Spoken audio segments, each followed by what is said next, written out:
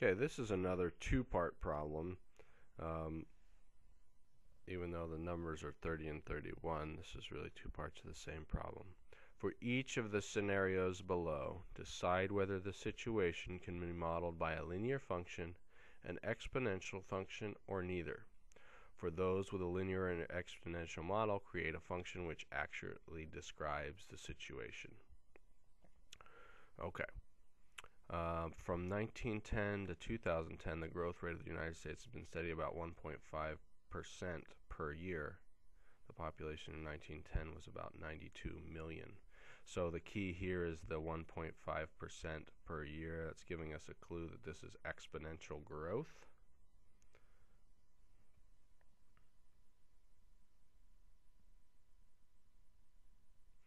James has $13 and makes $8 for every hour that he works.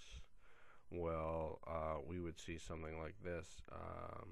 He has, at time 0, he has $13, and then after 1 hour, he would have $21 because that's $8. So let's make Y the money and X the time. So that's where we would see this. After 2 hours, he would have $29. So this is going to be, again, constant equal amounts over equal intervals. That's going to make this linear.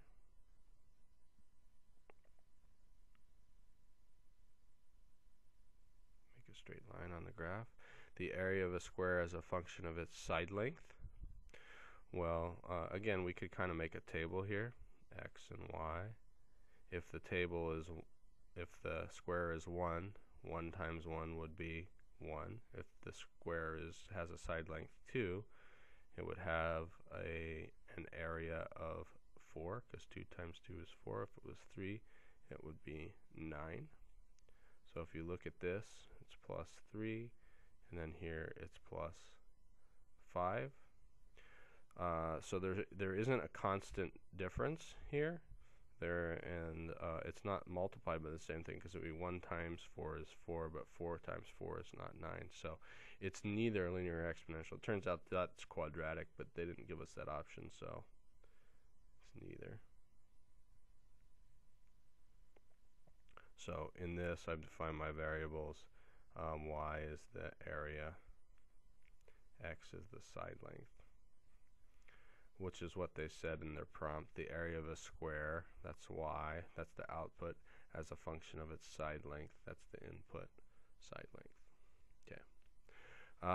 So this question refers to the situation and problem above. So like it was saying there, it asks us if it's linear or exponential, please write a linear or exponential function to model this. So for A, we're in a exponential growth situation. So our formula is y equals a times 1 plus r to the t.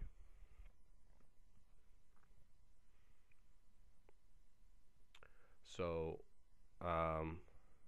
this is the initial amount, this is the rate as a decimal, this is the time in years. So we would write y equals 92 million, 92,000,000, 1, 2, 3, 1, 2, 3, 1, 2, 3. Yes, times. The 1 plus r is going to be 1 plus 1.5% divided by 100. So when you do that, you're going to get 1.015 to the t.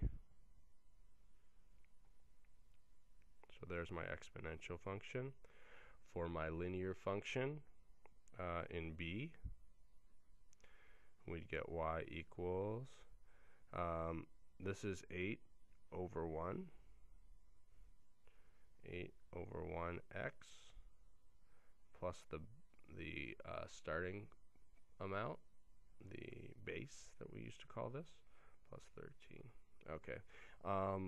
I think they would accept this, but really it's not fully simplified, because 8 divided by 1 is just 8. So what I'm going to write in the box is y equals 8x plus 13. If it was a fraction, if it was like $8 every 3 hours, 8 over 3, I would leave it as 8 over 3 here. And then c I'm going to leave blank because it's neither exponential nor